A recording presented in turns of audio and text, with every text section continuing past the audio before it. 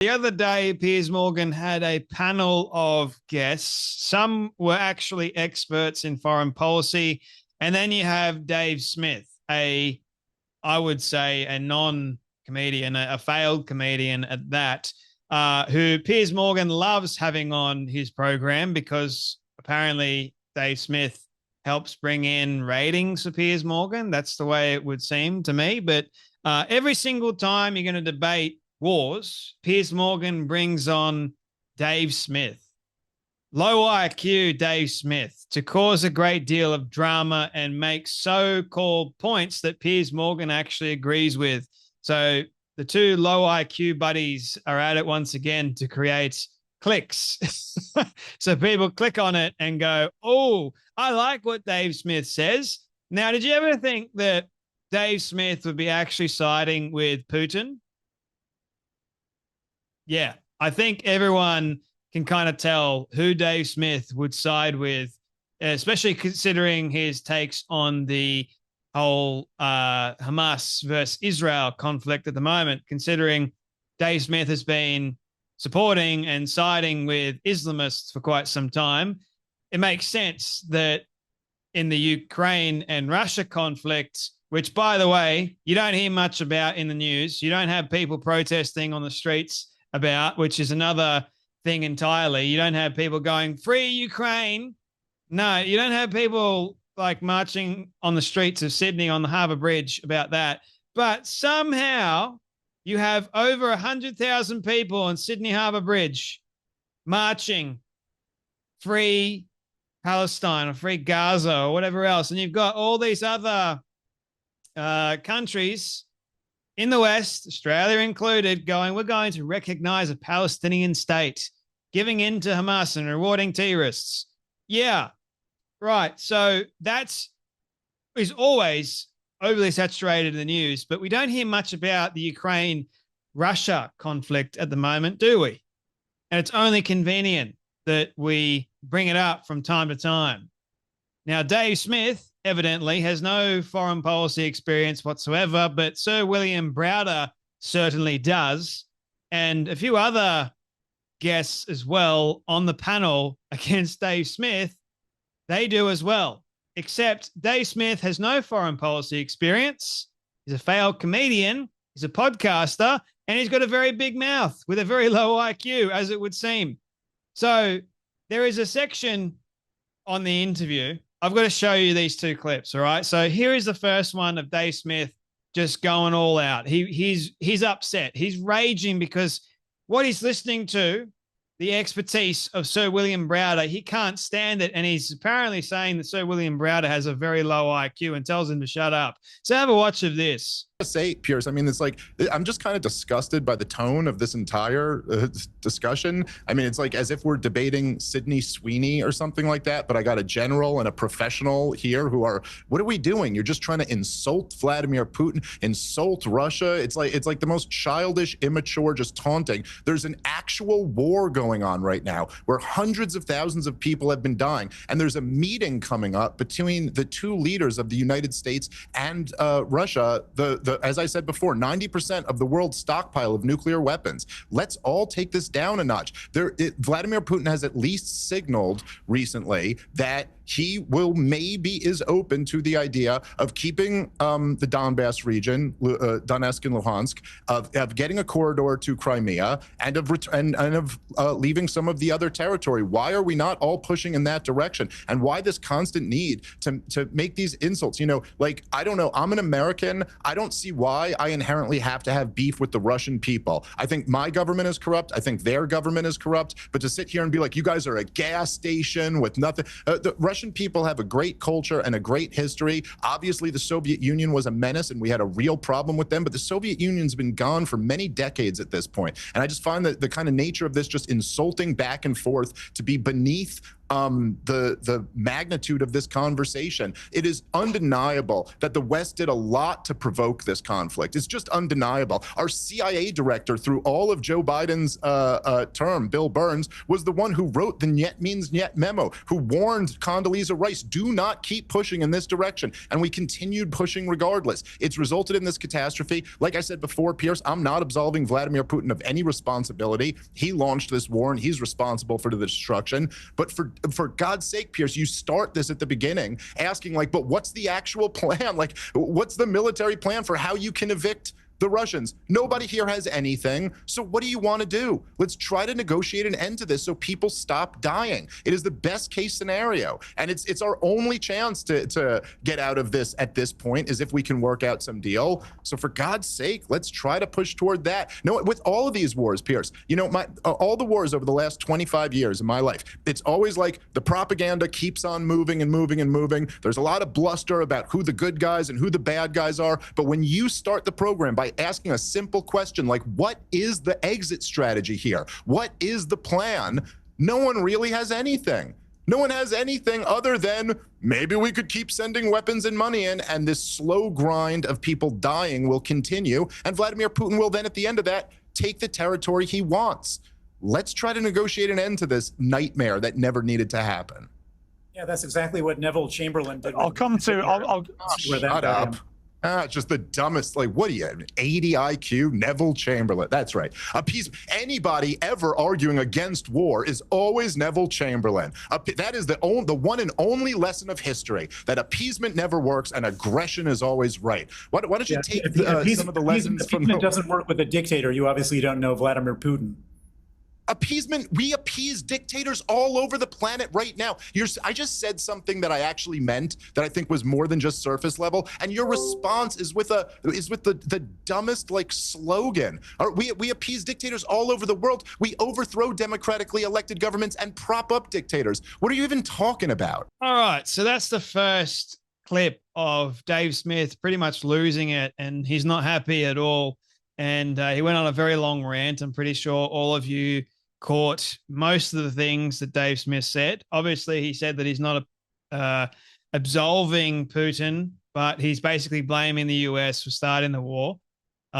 Keeping in mind that, yes, maybe the US had a little bit of involvement, but they did, like, it's all up to Putin at the end of the day. I think he was threatening this for years, and he didn't do it under Trump.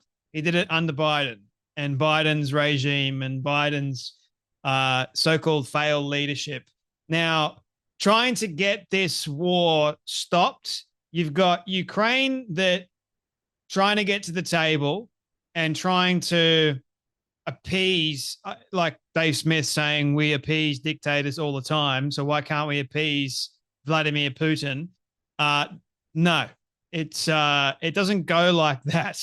And I mean, I think Trump's got a pretty decent plan. I mean, he brought peace to Armenia and the other country like that had been at loggerheads for like 30 years or something like that. So I think he's got a little bit more foreign policy experience than what you do, Dave Smith. And I think that when it comes to Vladimir Putin, I think that he knows what he's doing, and I think he will get the best result for, well, both parties at the end of the day. Now, I'm no expert in war at all. I will just say that. But I trust people that actually know a little bit more than Dave Smith. And when you've got an actual general and you've got someone like Sir William Browder as well, who is an actual expert in foreign policy and knows a little bit more about history and about war than Dave Smith, like, he knows you can't appease dictators, man. It doesn't work like that. And he says, I couldn't imagine getting sucked into one of these undignified Piers Morgan shouting matches. But when a third-rate comedian with no foreign policy experience starts telling the world that Ukraine should capitulate to Putin for the sake of peace, I couldn't hold back. So, yeah, like, what's Ukraine going to do? Hand over all the land that Russia took? Okay, that's going to be interesting. The whole thing is very interesting, to be honest. But I don't think Dave Smith has the answers. Notice how he's able to blame, like he does all the time with, Israel. But he won't ever have any solutions. No, we just can't appease a dictator. Oh, wait, we can appease a dictator, apparently, according to Dave Smith. We appease them all the time. No, we can't do that. Yes, we can. We definitely can, and we should. That's the only way we can fix this. Appease a dictator. Right. So by Dave Smith's logic, because Putin took the territory, there's no way to get it back, and everyone needs to deal with that as a reality. So why doesn't that apply to Israel and the West Bank? Yeah, that's interesting. Why not? So breaking video of Dave Smith. Here's what it is like telling Palestinians, you're not getting the West Bank back. Israel, took it and you're not getting it back. Deal with the reality. Sorry. Finally, such a level-headed argument, right? Oops, he was talking about Russia. See, when it comes to rational thinking in Israel, they all throw it out just to hate Jews. So when it comes to Russia and Ukraine, it's a very different story, evidently. But when it comes to Israel, oh no, Israel is totally the enemy. So Ukraine isn't as corrupt. Neither is Russia.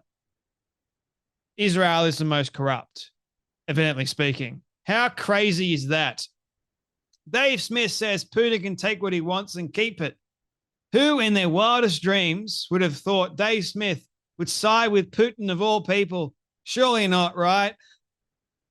Yeah, anyway, have a watch of this last video of Dave Smith basically losing his entire nuts at the general. Have a watch. Let's try to negotiate an end to this nightmare that never needed to happen.